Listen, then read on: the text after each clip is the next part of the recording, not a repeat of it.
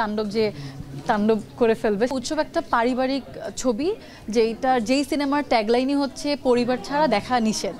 তো আমি সবাইকে বলবো অবশ্যই আপনাদের পরিবার নিয়ে এই সিনেমাটা দেখবেন, একা গিয়ে দেখা যাবে না। উৎসব আসছে আসলে বড় উৎসবে, আর সেখানে যারা কোয়ার্টিস্ট হিসেবে আছে তারাও আসলে এই প্রজন্মে যারা কাজ করছে তাদের অনেকটা স্বপ্নের ক্যারেক্টার এক একজন।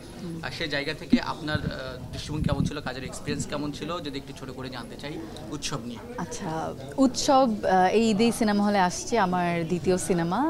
সেখানে আরও অভিনয় আছেন জাহিদ হাসান, চঞ্চল চৌধুরী, অপি করিম, জয়া হাসান, আফসানা মিমি। তারা মানে তাদেরকে নতুন করে কিছু বলার নেই, তারা এক একজন লিজেন্ড মানুষ।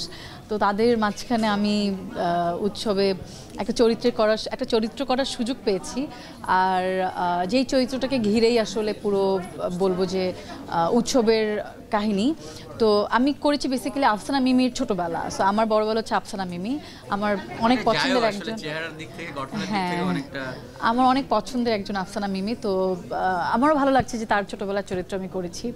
আর উৎসবটা এখনও যেহেতু কিছু রিলিজ হয়নি, মাত্র আমাদের কাস্টিং অ্যানাউন্সমেন্ট হয়েছে, কোনো ট্রেলার বা কিছু আসেনি, তাই আমি বেশি কিছু বলতে পারবো না। কিন্তু আমি বলবো উৎসব একটা পারিবারিক ছবি, যেই সিনেমার ট্যাগলাইনই হচ্ছে পরিবার ছাড়া দেখা নিষেধ।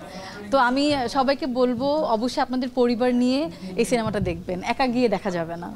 হ্যাঁ, তাণ্ডব নিয়ে তো অলরেডি তাণ্ডবের ফোরকাস্ট দেখেছি, অনেক ভালো লেগেছে। ইভেন আমি সাকিব ভাইয়ের মানে সাকিব খানের ওই যে ফোরকাস্টের ভিডিওতে আমি কমেন্টও করেছি।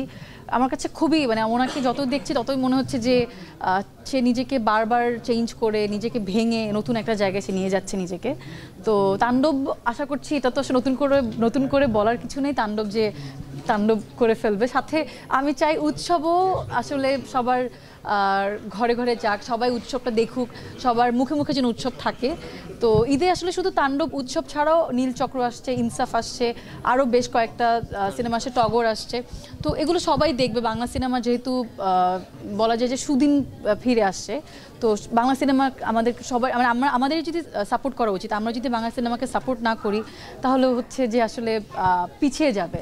তো আমি বলবো যে সবাই প্রত্যেকটা সিনেমাই দেখবেন আর কি। Thank you so much. Thank you.